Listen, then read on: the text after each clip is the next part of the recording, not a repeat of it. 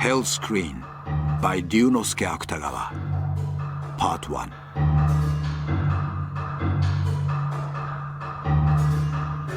I'm certain there has never been anyone like our great lord of Horikawa.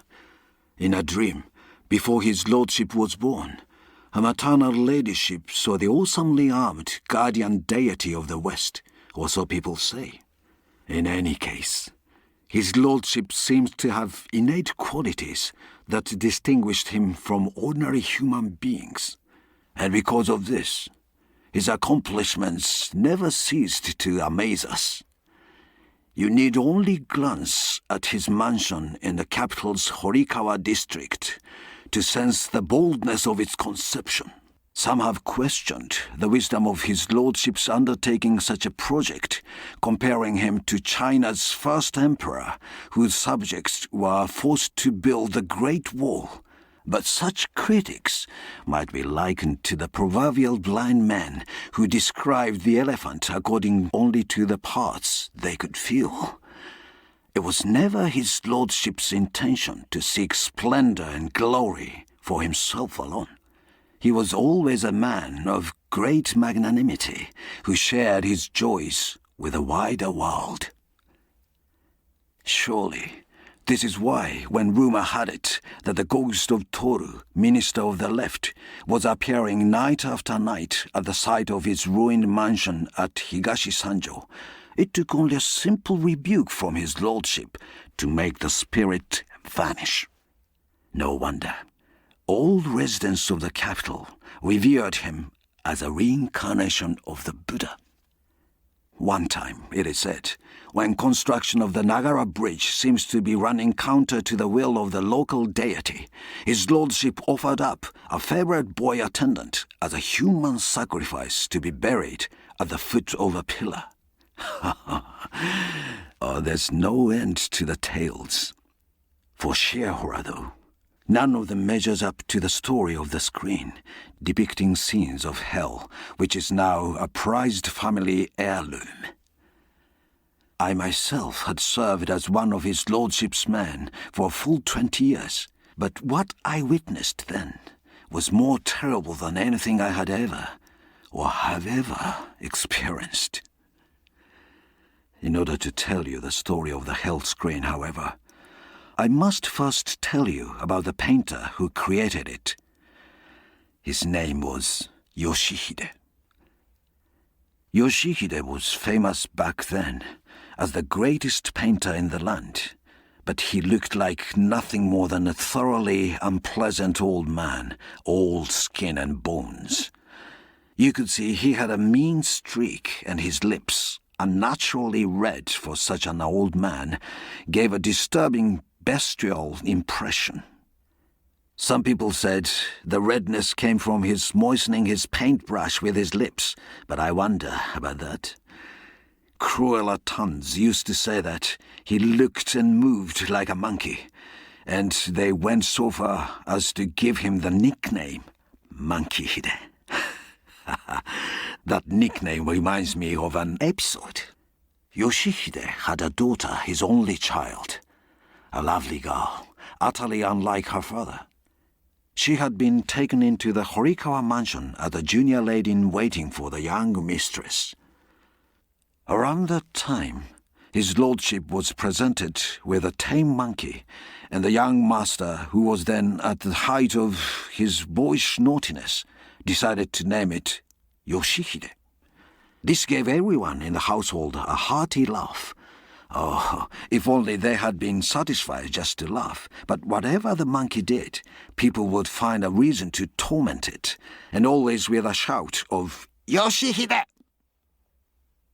Now one day, as Yoshi-hidday's daughter was gliding down an outdoor corridor to deliver a note, the monkey Yoshi-hidday darted in through the sliding door at the far end, in full flight from something. Then, who should appear chasing after it but the young master, brandishing a switch and shouting, "Come back here, you tangerine thief!" Yoshi-hidday's daughter drew up short at the sight, and the monkey clung to her skirts with a pitiful cry. This must have aroused her compassion, for giving a little bow, she said with cool clarity, "Forgive me for interfering, my young lord, but he is just an animal. Please pardon him." Temper still up from the chase, the young master scowled. "Why are you protecting him? He stole my tangerine!" "He is just an animal," she repeated. "He doesn't know any better." And then, smiling sadly, she added, "His name is Yoshi-hidday after all. I can't just stand by and watch my father being punished." This was apparently enough to break the young master's will. "All right then. If you're pleading for your father's life, I'll let him off this time." After this incident, Yoshi-hidday's daughter and the little monkey grew close. The girl had a golden bell that her young mistress had given her, which she hung from the monkey's neck, and he, for his part, would almost never leave her side. Then, strangely enough, people stopped teasing the monkey. His lordship himself ordered the girl to appear before him with the monkey in her arms. "I admire your filial behavior," he said. "Here, take this." And he presented her with a fine scarlet underrobe. And so his lordship's partiality for the girl was born entirely from his wish to commend her filial devotion to her father, and not, as rumor had it, from any physical attraction he might have felt for her. Not that such suspicions were entirely groundless, but there will be time for me to tell you about that later. For now, let me continue with my story of her father, Yoshi-hidday. As I have said, the monkey Yoshi-hidday quickly became everyone's little darling, but Yoshi-hidday himself remained an object of universal scorn, and not only in the Hirokawa mansion. Even such a eminent Buddhist prelate as the abbot of Yokawa hated him. Some said this was because he had drawn a caricature ridiculing certain aspect of the abbot's behavior, but this was merely a rumor that circulated among the lower classes and as such can hardly be credited. In any case, Yoshi-hidday's reputation was so bad that anyone you asked would have told you the same thing. His appearance was not the only thing that people hated. He was a terrible miser. He was harsh in his dealings with people. He had no shame. He was lazy and greedy. But worst of all, he was insolent and arrogant. He never let you forget that he was the greatest painter in the land. No wonder, then, that such a man would commit acts of sacrilege in his work. In painting the goddess Kishoten, he used the face of a common harlot, and to portray the mighty flame-draped Fudo, his model was a criminal. If you tried to warn him that he was flirting with danger, he would respond with feigned innocence. "I am the one who painted them after all," he would say. "Are you trying to tell me that my own Buddhas and gods are going to punish me?" The man's arrogance simply knew no bounds. It goes without saying that Yoshi-hidday lorded it over the other painters of his time. True, his brushwork and colors were utterly different from theirs, and so the many painters with whom he was on bad terms tended to speak of him as a charlatan. All they had to say about his work was how eerie and unsettling they found it. Take his 5 levels of rebirth on the Ryugaiji temple gate, for example. "When I passed the gate late at night," one said, "I could hear the dying celestials sighing and sobbing." "That's nothing," another claimed. "How about the portraits of the household's ladies-in-waiting that his lordship ordered from Yoshi-hidday? Every single woman he painted fell ill and died within 3 years. It was as if he had snatched their very souls from them." But Yoshi-hidday was so perverse, as I've said, that remarks like this only filled him with pride. Yet even he, in all his incredible perversity, displayed human tenderness when it came to one thing. By this I mean his only daughter. His love for her was no less strong than hers for him. I gather that he provided for her every need without the slightest objection. Yoshi-hiday's love for his daughter, however, remained just that, love. It never occurred to him that he should be trying to find her a good husband. Far from it. He was not above hiring street thugs to beat up anyone who might make improper advances to her. So even when his lordship honored her with a position of junior lady-in-waiting in his own household, Yoshi-hidday was far from happy, and for a while he always wore a sour expression whenever he was in his lordship's presence. I have no doubt that people who witnessed this display were the ones who began speculating that his lordship had been attracted to the girl's beauty when he ordered her into service despite her father's objections. Such rumors were entirely false, of course. It was nothing but Yoshi-hiday's obsessive love for his daughter that kept him wishing to have her step down from service. I remember the time his lordship ordered him to do a painting of Monju as a child, and Yoshi-hidday pleased him greatly with the marvelous work. "You can have anything you want as your reward," said his lordship. "Anything at all." And can you imagine what he asked? "If it please your lordship, I beg you to return my daughter to her former lowly state." Where in the world does one find such audacity? Not even a man as grandly magnanimous as his lordship could help feeling some small annoyance at such a request. "That will not happen," he said, all but spitting out the words, and he abruptly withdrew. This was not the first nor the last such incident, and with each repetition, it seems to me, his lordship gazed on Yoshi-hidday with increasing coldness. The girl, for her part, seemed to fear for her father's welfare. Often she could be seen sobbing quietly to herself in her room. All this only reinforced the rumor that his lordship was enamored of the girl. People also said that command to paint the screen had something to do with her rejection of his lordship's advances.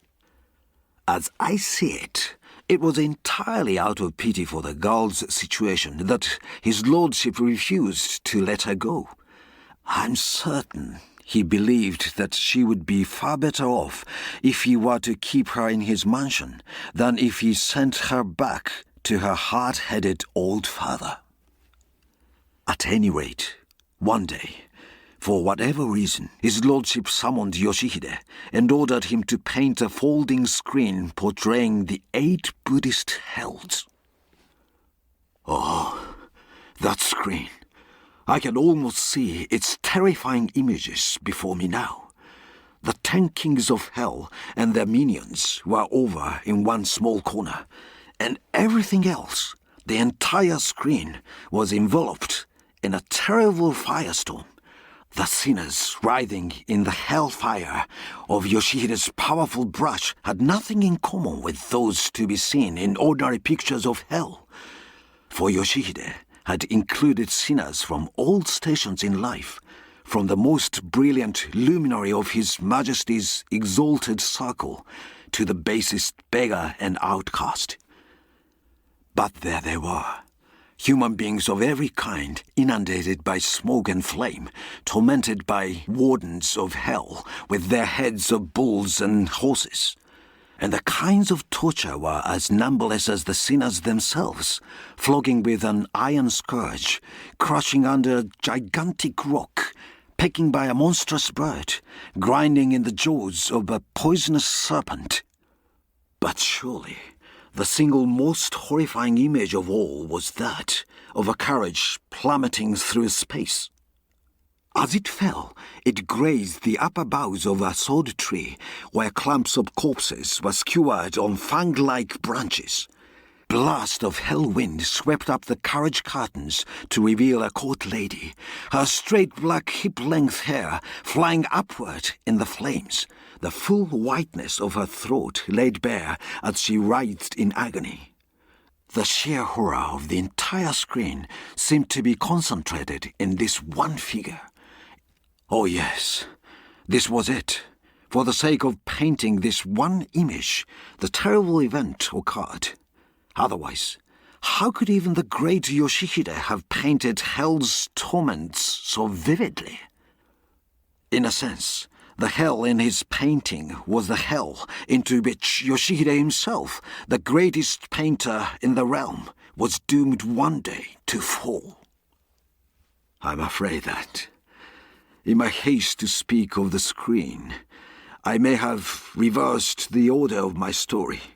Now, let me continue with the part about Yoshi-hidday, when he received his lordship's command to do the painting.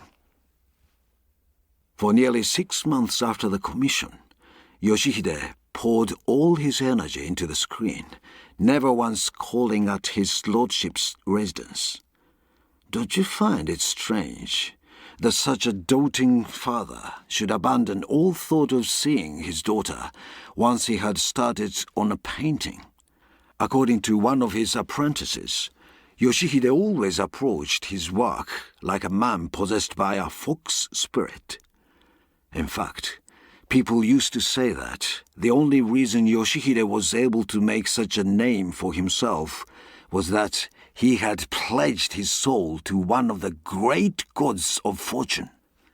What this means, I suspect, is that once he picked up his brush, Yoshi-hidday thought of nothing else but completing the painting before him.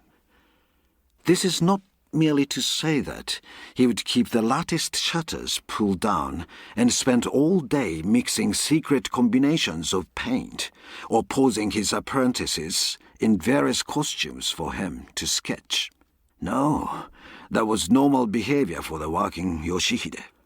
Remember, this was the man who, when he was painting his 5 levels of rebirth, went out specially to inspect a corpse lying on the roadside.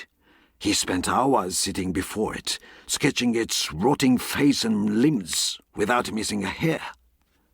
I don't blame you then, if you're among those who cannot imagine what I mean when I say that his concentration during his work on the hell screen was especially intense. I haven't time now to explain this in detail, but I can at least tell you the most important things. One day, an apprentice of Yoshi-hidday's was busy dissolving pigments when the master suddenly said to him, "I'm planning to take a nap, but I don't know. I've been having bad dreams lately." There was nothing strange about this, so the apprentice merely answered, "I see, sir," and continued with his work. Yoshi-hidday, however, was not his usual self.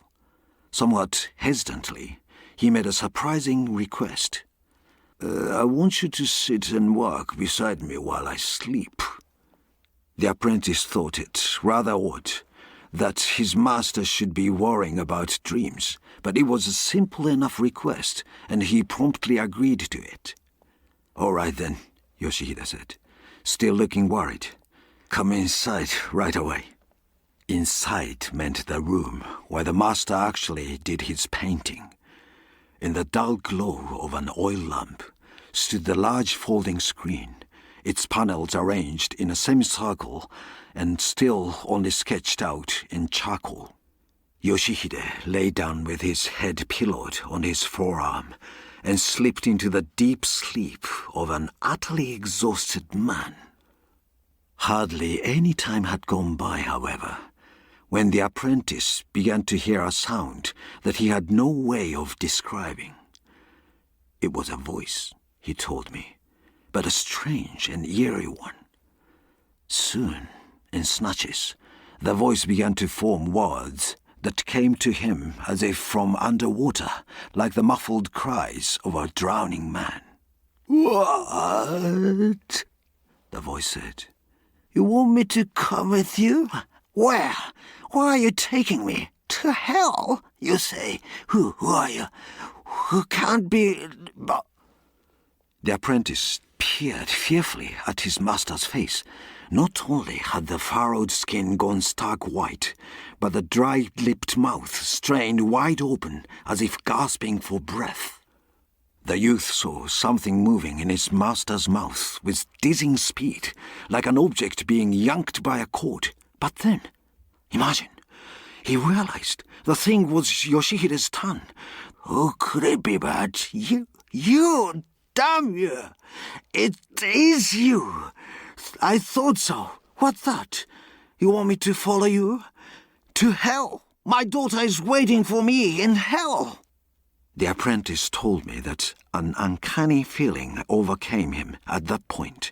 His eyes seemed to make out vague, misshapen shadows that slid over the surface of the screen. Naturally, he immediately reached over and shook Yoshi-hidday as hard as he could. But rather than waking, the master, in a dreamlike state, went on talking to himself. Desperate now, the apprentice grabbed the jar for washing brushes and splashed the water into Yoshi-hiday's face. I'm waiting for you, Yoshi-hidday was saying. So hurry and get into the cart. Come along to hell. But the moment the water hit him, his words turned to a strangled moan. At last, he opened his eyes, and he sprang up more wildly than if he had been jabbed with a needle. But the misshapen creatures must have been with him still, for he stared into space with mouth agape and with terrified eyes. At length, he returned to himself and, without a hint of gratitude, barked at the poor apprentice. I'm all right now. Get out of here. The apprentice knew he would be scolded if he resisted his master at a time like this, so he hurried out from the room. I imagine that what little you have heard is enough for you to grasp the fanatic intensity with which Yoshi-hidday approached his work. Let me give you one last terrible example concerning a young apprentice, no more than 13 or 14, who could have lost his life for the hell screen. It happened one night, when the boy was called into the master's studio. There he found Yoshi-hidday by the tripod lamp balancing a piece of raw meat on his palm and feeding it to a bird, the likes of which he had never seen before.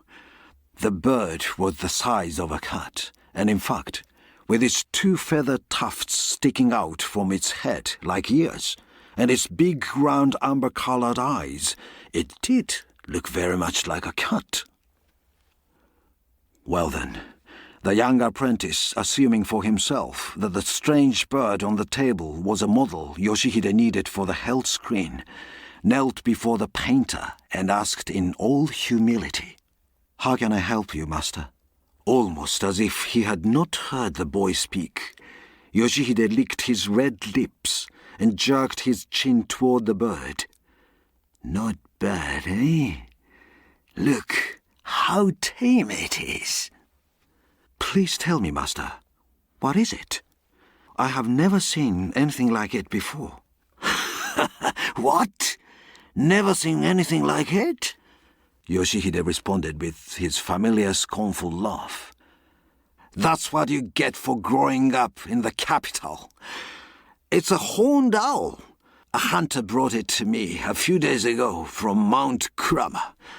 Only we don't usually find them so tame. As he spoke, Yoshi-hidday slowly raised his hand and gave a soft upward stroke to the feathers of the owl's back, just as the bird finished swallowing the chunk of meat. Instantly, the bird emitted a shriek and leapt from the tabletop, aiming its outstretched talons at the apprentice's face. Had the boy not shot his arm out to protect himself, I have no doubt that he would have ended up with more than a gash or 2 on his face. He cried out and shook his sleeve in an attempt to sweep the bird away. Beak clattering, the owl lunged at him again. Disregarding Yoshi-hiday's presence, the apprentice ran around the cramped room. The monster, of course, stuck with him, using any opening to go straight for his eyes. With each lunge came a tremendous flapping of wings that filled the boy with dread. Being attacked by the owl, however, was not what most frightened the boy. What really made his flesh crawl was the way the master followed the commotion with his cold stare, taking his time to spread out a piece of paper, lick his brush, and then set about capturing a terrible image of a delicate boy being tormented by a hideous bird. At the sight, the apprentice was overcome by an inexpressible terror. For a time, he says, he even thought his master might kill him. And you actually couldn't say that such a thing was out of the question, for it did seem that Yoshi-hiday's sole purpose in calling the apprentice to his studio that night had been to set the owl on him and draw him trying to escape. Thus, when the apprentice caught that glimpse of his master at work, he heard a scream escape his throat as he slumped down against the sliding door in the corner of the room. In that same instant, Yoshi-hiday himself cried out and jumped to his feet, whereupon the beating of the owl's wings grew faster and louder, and there came the clatter of something falling over and a tearing sound. Having covered his head in terror, the apprentice now raised it again to find that the room had gone pitch dark, and he heard Yoshi-hiday's angry voice calling to the other apprentices. Eventually, there was a far-off cry in response, and soon an apprentice rushed in with a lantern held high. In its glow, the boy saw the tripod collapsed on the floor, and the mats and planking soaked in the oil of the overturned lamp. He saw the owl too, beating one wing in apparent pain as it flopped around the room. On the far side of the table, looking stunned, Yoshi-hiday was raising himself from the floor and muttering something incomprehensible. And no wonder. A black snake was tightly coiled around the owl from neck to tail and over one wing. The apprentice had probably knocked a jar over as he slumped to the floor, and when the snake crawled out, the owl must have made the mistake of trying to grab it in its talons. The two apprentices gaped at the bizarre scene and at each other until, with a silent bow to the master, they slipped out of the room. And let me tell you, this was by no means Yoshi-hiday at his worst.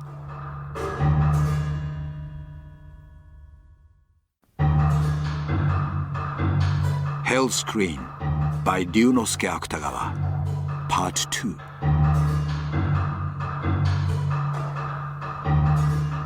I forgot to mention that it was the beginning of autumn when his lordship commanded Yoshi-hidday, the greatest painter in the land, to paint the Hell Screen. From then until the end of winter, the apprentices were continually subjected to their master's frightening behavior. At that point, however, something seemed to interfere with Yoshi-hiday's work on the screen. Indeed, he occasionally seemed to be on the verge of painting over those parts that he had already completed. No one knew what he was finding so difficult, and what's more, no one tried to find out. His apprentices felt as if they were locked in a cage with a tiger or wolf, and they found ways to keep their distance from their master. For that reason, I have little to tell you about that period. The only unusual thing I can think of is that the hard-headed old devil suddenly turned weepy. An apprentice told me that one day he walked into the garden and saw the master standing on the veranda, gazing blankly at the sky with its promise of spring, his eyes full of tears. Don't you find it odd that this arrogant man, who went so far as to sketch a corpse on the roadside for his 5 levels of rebirth, would cry like an infant just because the painting of the screen wasn't going well. In any case, while Yoshi-hidday was madly absorbed in his work, his daughter began to show increasing signs of melancholy, until the rest of us could see that she was often fighting back her tears. This gave rise to all sorts of speculation, that she was worried about her father, or that she was suffering the pangs of love.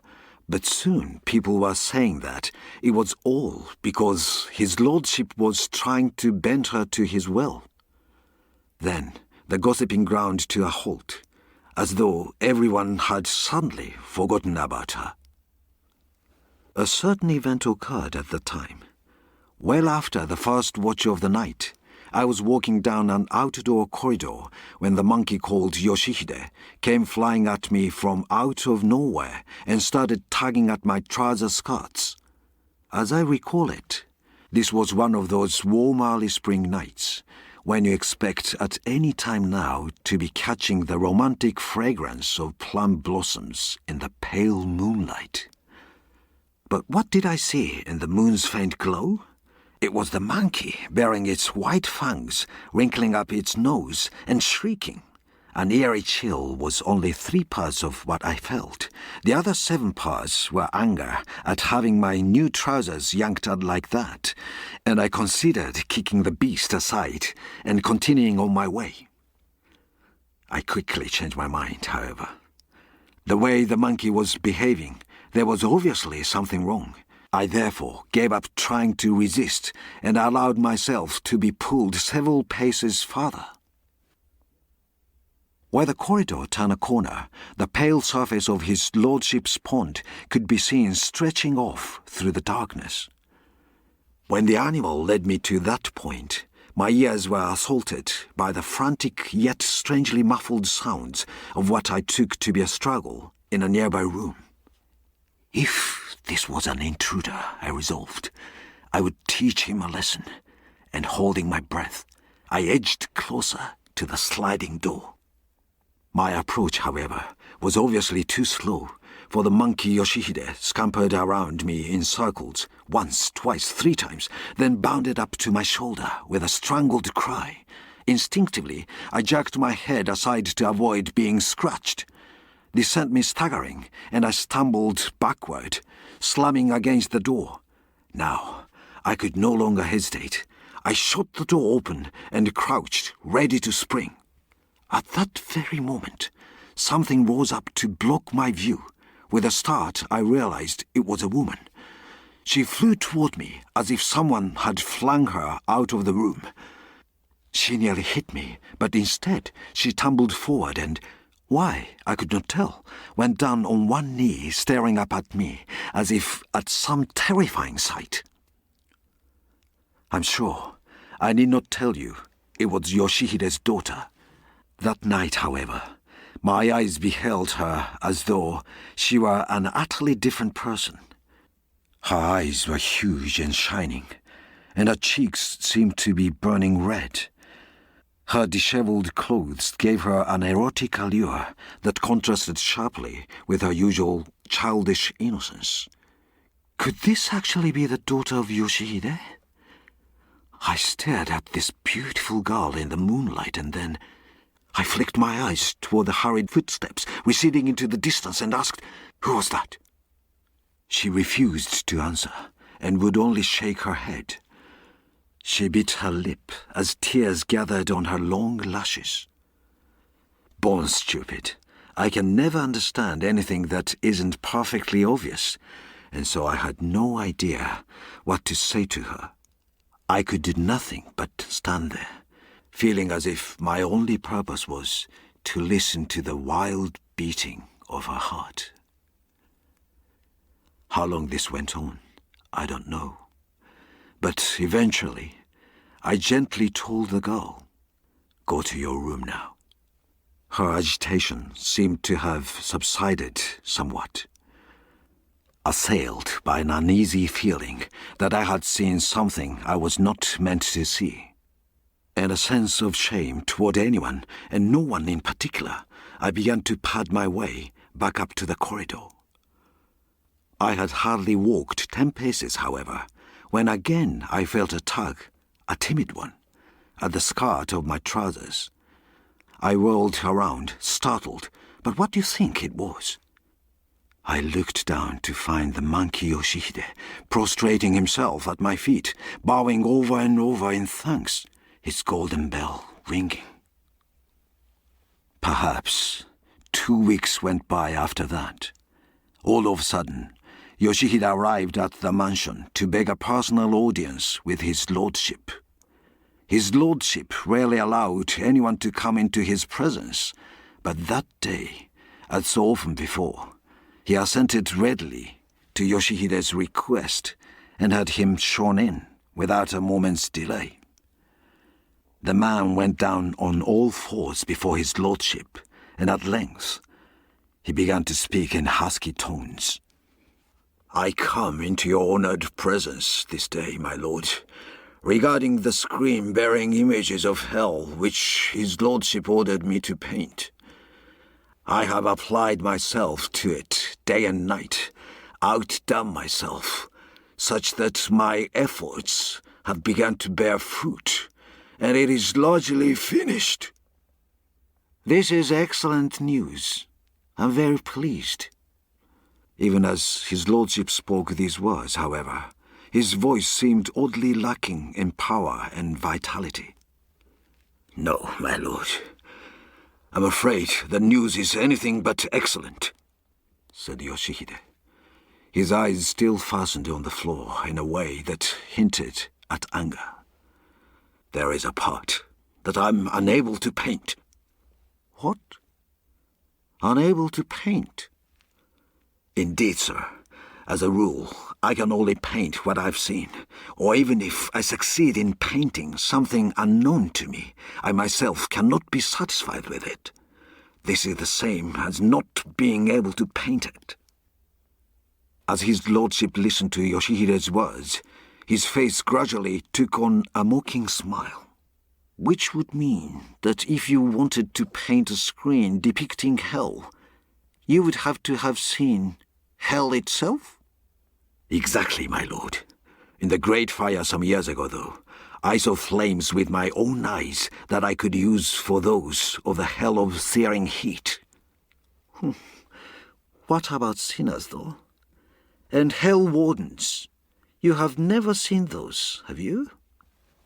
"I have seen a person bound in chains," said Yoshi-hidday, "and I have done a detailed sketch of someone being tormented by a monstrous bird. No, I think it cannot be said that I have never seen sinners being tortured." "And as for hell wardens," said Yoshi-hidday, breaking into an eerie smile, "my eyes have beheld them any number of times as I drift between sleeping and waking. No, they are not the ones I'm having so much difficulty painting." I suspect this shocked even his lordship. For a long while he only glared at Yoshi-hidday until, with an angry twitch of the brow, he spat out, "All right, then. What is it that you say you are unable to paint?" "In the center of the screen, falling from the sky, I want to paint an aristocrat's carriage." As he spoke, Yoshi-hidday raised himself to look directly at his lordship for the first time. I had heard that Yoshi-hidday could be like a madman where painting was concerned. To me, the look in his eyes at that moment was terrifying in that very way. In the carriage, a voluptuous noble woman writhes in agony, her long black hair tossing in the ferocious flames as she choked on the rising clouds of smoke. Around her swarm fierce, carnivorous birds, snapping their beaks in anticipation. Oh, my lord, it is this image of the noble woman in the carriage that I'm unable to paint. And therefore? His lordship seemed to be deriving an odd sort of pleasure from this, as he urged Yoshi-hidday to continue. Yoshi-hidday, red lips trembling as with a fever, cried, "I beg you, my lord, have your men set a carriage on fire. Let me watch the flames devour its frame, and if possible..." A dark cloud crossed his lordship's face, but no sooner had it passed than he broke into a loud cackle. He was still choking with laughter when he spoke. "Possible? I'll do whatever you want. Don't waste time worrying about what is possible." His lordship's words filled me with a terrible foreboding. And in fact, his appearance at that moment was anything but ordinary. White foam gathered at the corners of his mouth. It was as if he himself had become infused with Yoshi-hidday's madness.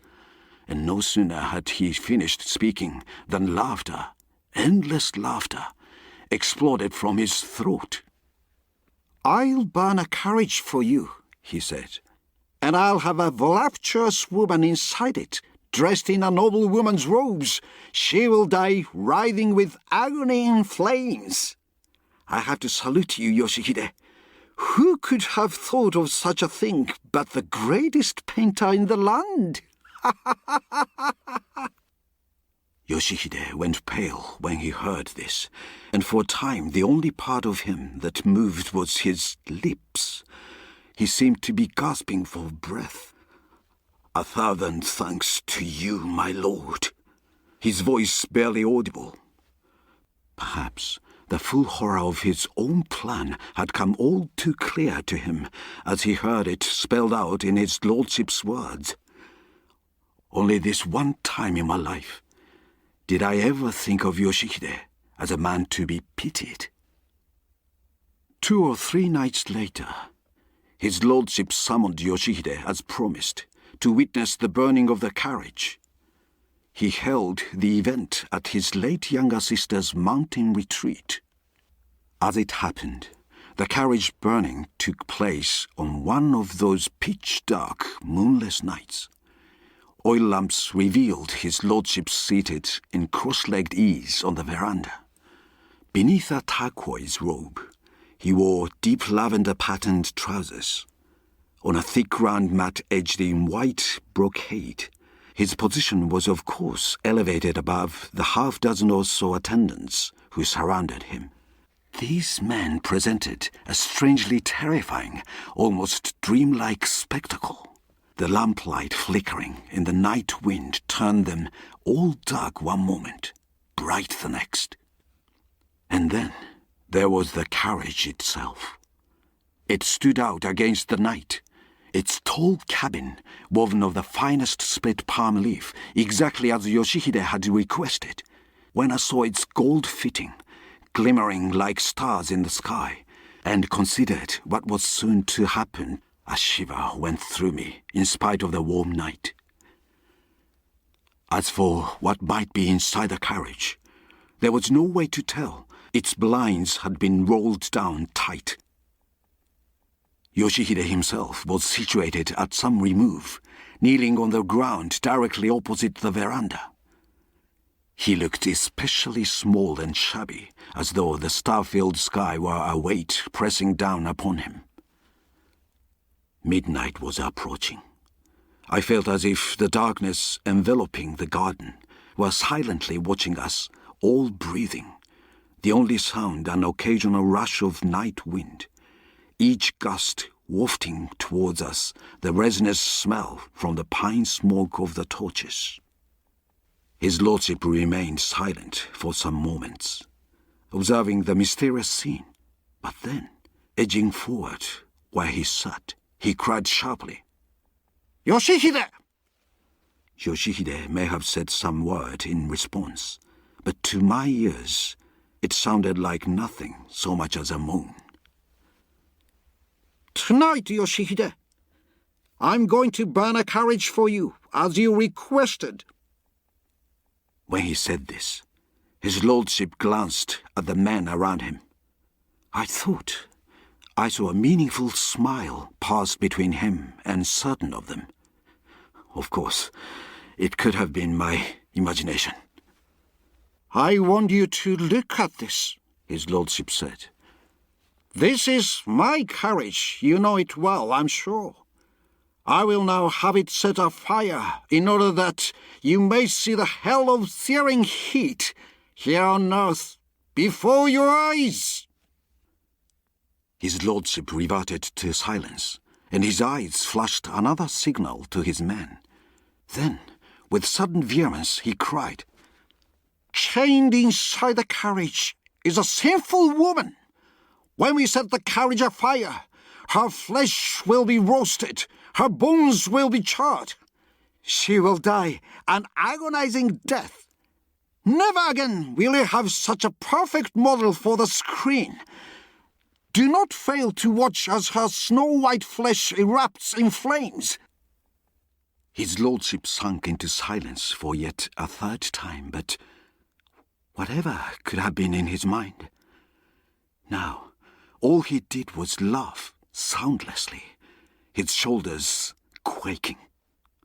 "All right, men, raise the blind! Let Yoshi-hidday see the woman in sight!"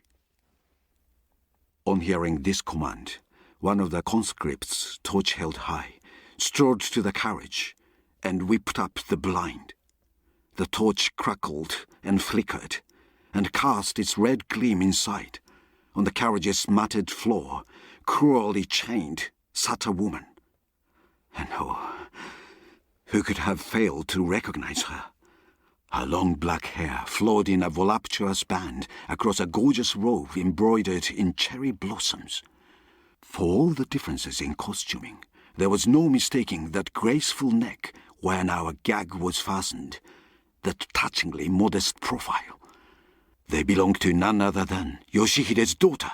I could hardly keep from crying out. Just then, the samurai kneeling across from me sprang to his feet and, pressing threateningly on his sword hilt, glared at Yoshi-hidday.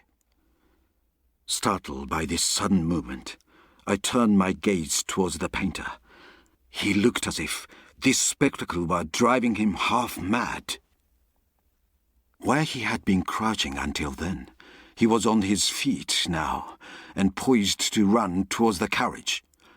Unfortunately, he was in the shadow far away from me, and so I did not have a clear view of his face. My frustration lasted but a moment, however.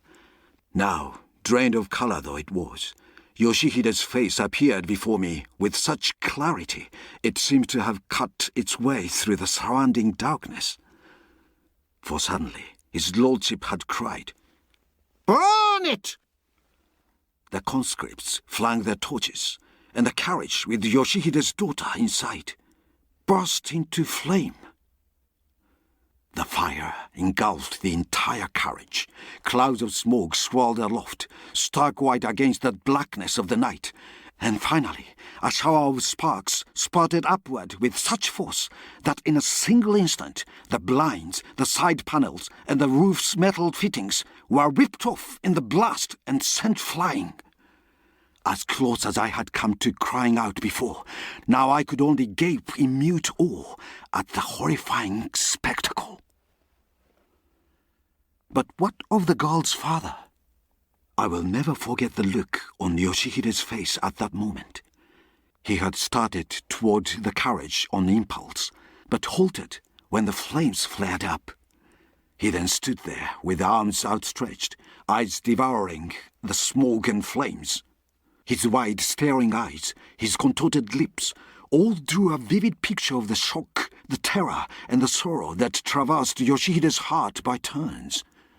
Such anguish, I suspect, would not be seen even on the guiltiest sinner about to face the judgment of the 10 kings of hell. But what of his lordship himself? Smiling strangely now and then, he stared straight ahead, never taking his eyes off the carriage. And the girl in the carriage. I don't think I have the courage to describe in detail what she looked like then. The pale whiteness of her upturned face as she choked on the smoke, the tangled length of her hair as she tried to shake the flames from it. It was all so cruel, so terrible, especially at one point when the night wind rushed down from the mountain to sweep away the smoke. The sight of her against the flaming background, gnawing at her gag, writhing as if to snap the chains that bound her. Just then, some black thing shot from the palace roof into the blazing carriage. It travelled in a perfect straight line like a ball that has been kicked. And as the carriage's burning side lattices collapsed inward, glowing as if coated in a crimson lacquer, the thing grasped the girl's straining shoulders and hurled a long, piercing, and inexpressibly anguished scream out beyond the billowing smoke.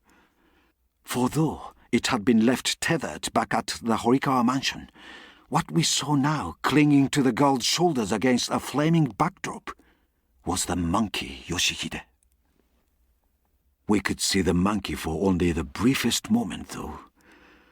A fountain of sparks shot up to the sky like gold dust in black lacquer, and then not only the monkey, but the girl too, was shrouded in black smoke.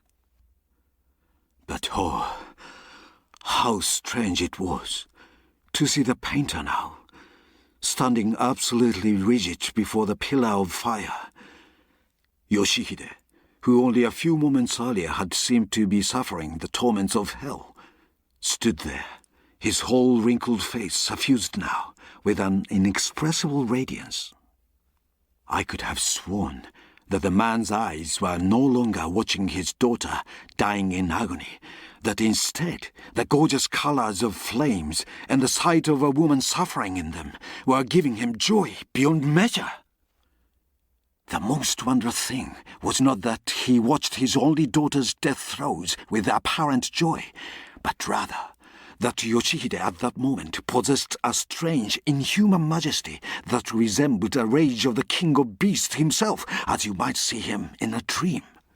For this reason, although I might have been imagining it, the countless night birds that flew around us squawking in alarm at each new eruption of flames seemed to keep their distance from Yoshi-hidday.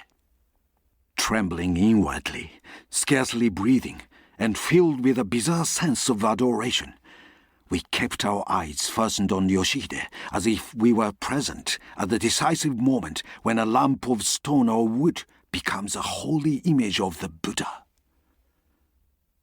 But among us, only one, his lordship, looked on as if transformed into another person. His noble countenance drained of color, the corners of his mouth flecked with foam, hands clutching his knees as he panted like a beast in need of water.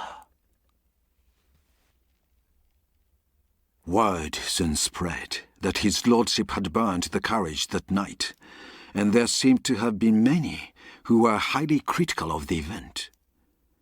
First came the question of Yoshi-hidday's daughter. Why had his lordship chosen to burn her alive?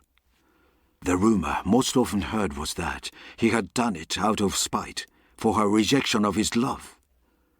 I'm certain, however, that he did it to punish the twisted personality of an artist who would go so far as to burn a carriage and kill a human being to complete the painting of a screen. And then, Yoshi-hidday was also the topic of much negative commentary.